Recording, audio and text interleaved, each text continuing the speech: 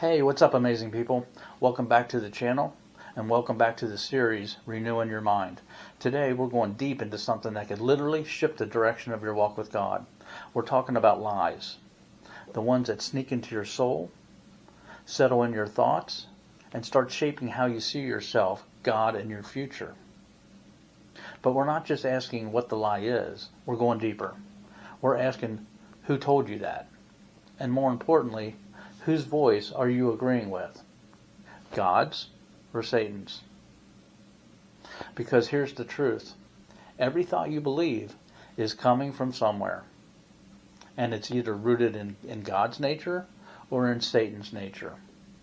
So let's go back to Genesis 3 for a second. Adam and Eve sinned. They felt shame for the first time. And what did they do? They hid. Not from people, from God. And when God called out to Adam, he asked something staggering. Who told thee that thou wast naked?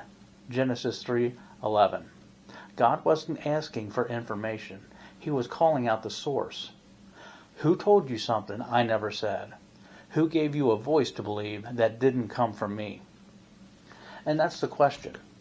That's the question echoing over your life right now. Who told you that you're worthless? Who told you that you'll never change? Who told you you're too broken, too far gone, too stained to be loved by God? Because hear me clearly, that wasn't God. Let's expose the voices. We will look at this in 5 short sections for clarity. Section 1, God's nature versus Satan's nature. Let's draw a line in the sand right now. God's nature is love, truth, grace, forgiveness, mercy, peace, restoration. Satan's nature is lies, accusation, condemnation, fear, deception, destruction.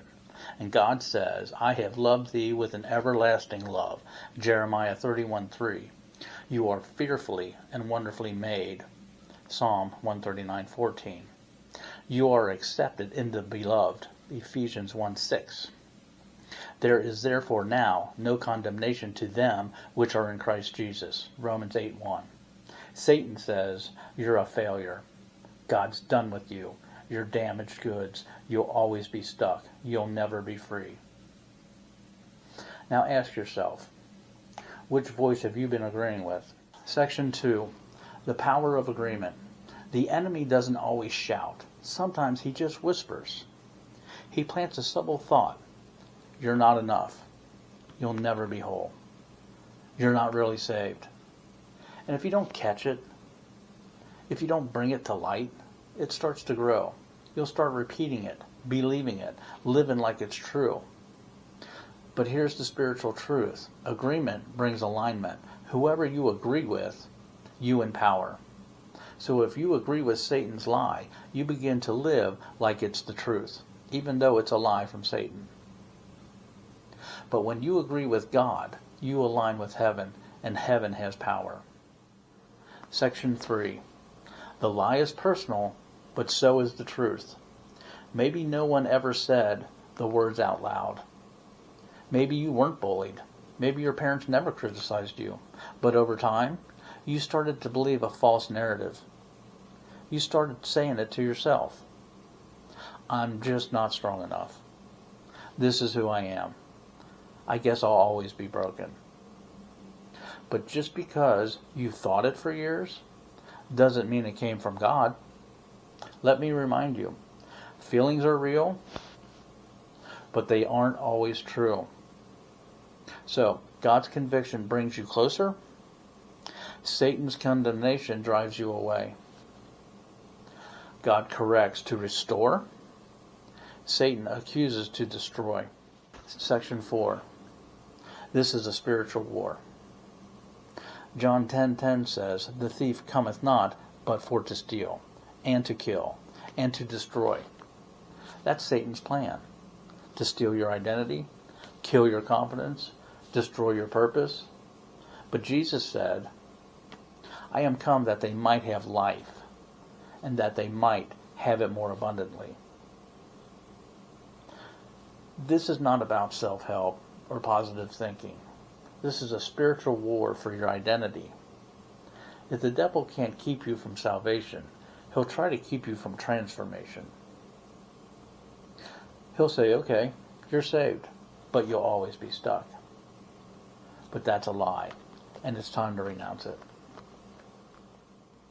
Section 5, time to renounce the lie.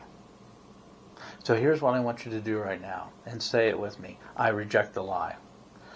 I choose to believe what God says about me. Now, whenever you catch a negative thought or a lie that did not come from God, say that again and again. I choose to believe what God says about me. Because that's where the breakthrough begins. Not when your circumstances change, but when your beliefs change. When you stop listening to the liar and start walking with the shepherd. Jesus said in John 10:27, my sheep hear my voice, and I know them, and they follow me. So you can hear him. You do know his voice. And he's not calling you worthless. He's calling you chosen, redeemed, and loved. Okay, I want to leave you with this. So the next time that old lie creeps in, you'll never change. God's disappointed in you. You're not enough. You look it straight in the face and ask, who told me that? And if it didn't come from God, it has absolutely no place in your life. If this message hit your heart today, don't keep it to yourself. Hit that like button and subscribe. Share it with someone who's battling lies. And drop a comment below that says, I agree with God. Let's flood this space with truth. Until next time, remember, you are loved. You are chosen. You are who God says you are. Stay anchored in Christ. God bless, and I'll see you next time.